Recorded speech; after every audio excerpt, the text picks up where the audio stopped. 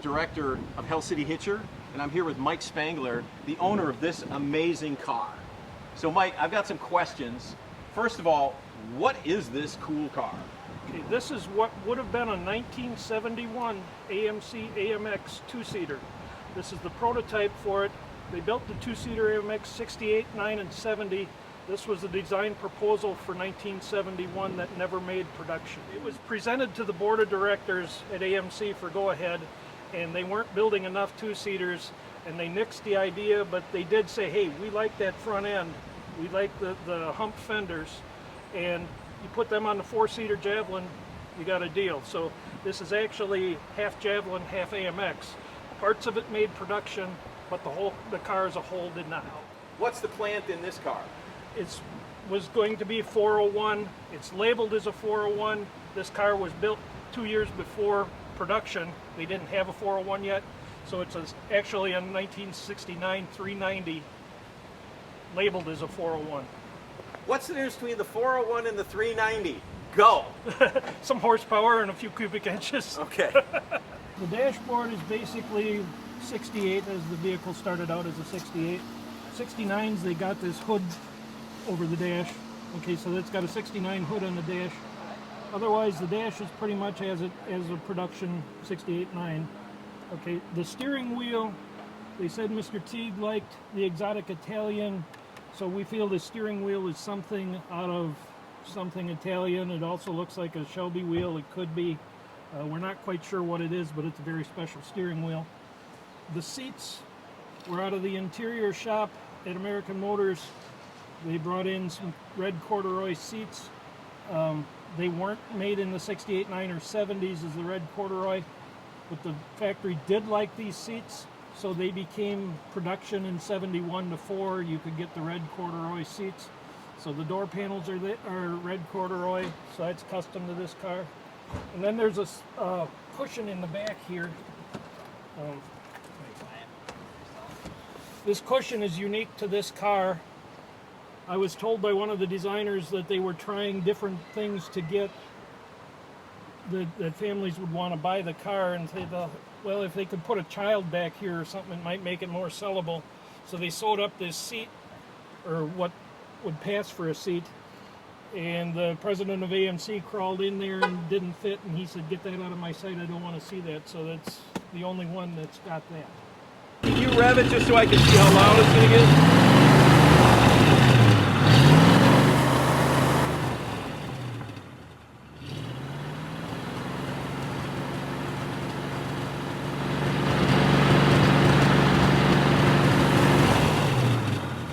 Okay, he wanted to keep a two-seater sports car in the mix to get people into the showrooms. American Motors was dragging their feet on it because sales weren't real good. And he had a whole new one planned out. Dick Teague, the designer. He had a whole new car mocked up, and they said, no, cost is too much, the writing's on the wall, insurance, emissions, it's not going to happen. He lobbied so hard to keep the two-seater, he says, hey, what if I bring my own personal car into the styling studio? Can we redo it and I show you what we mean? And they agreed to it. They gave him a budget, allowed him to bring his own personal car into the studio, redo it. It's got basically a new front clip here. It's got some different interior. It's got the taillights are housed in fiberglass. It's got several different design features. AMC went along with, hey, the four-seater was selling but not the two-seater. They said, incorporate that into the four-seater and you got a deal. How many of the AMXs were sold? The last year, the two-seater AMX was 4,100. I believe altogether there was some 18 or 19,000 over the 3-year run. But Javelins, did they sell a lot better? Yeah, they were selling better. They were selling like 2,500 or 25,000. 25,000. So yeah, they were selling a lot better. So we decided at that point, or they decided at that point, the AMX would become a trim level option on the Javelin. It would be the raciest, fanciest Javelin. It had been stored in a garage for about 5 years on a dirt floor, and it was basically buried in junk. There was a TV set sitting on the roof, and it was kind of real ratty. And we towed it out of the garage. I got a flatbed and we towed it home.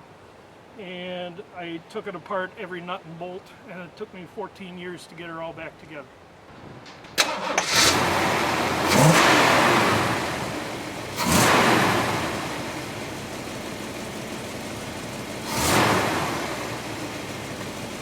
Can you rev it a little bit?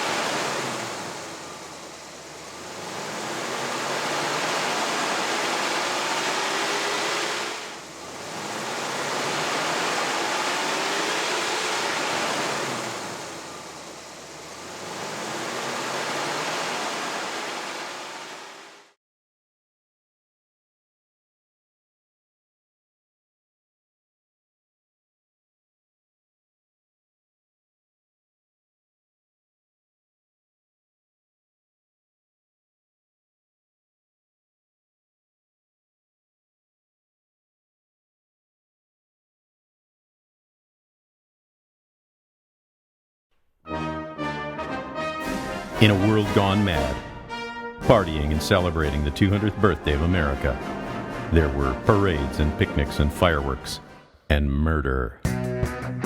One girl's life was about to change forever. 1976 was a simpler time. America had finally gotten out of Vietnam. Nixon had resigned and Watergate was over. The oil embargo was over. A peanut farmer from Georgia was president. Peter Frampton asked, "Do you feel like we do?" And we answered, "Hell, yes." Pharaoh was on every young boy's bedroom wall. Disco was on the rise. People had pet rocks and mood rings. And a pretty young blonde girl had stuck out her thumb to hitch a ride. Her naked body would be found hours later by Deputy H.C. Fox. She had been stabbed 76 times.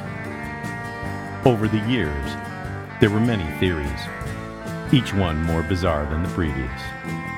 In a town where everyone knows everyone's business, it is 40 years later and the killer has never been found. Hitching can get you killed. Hell City Hitcher, summer 2021.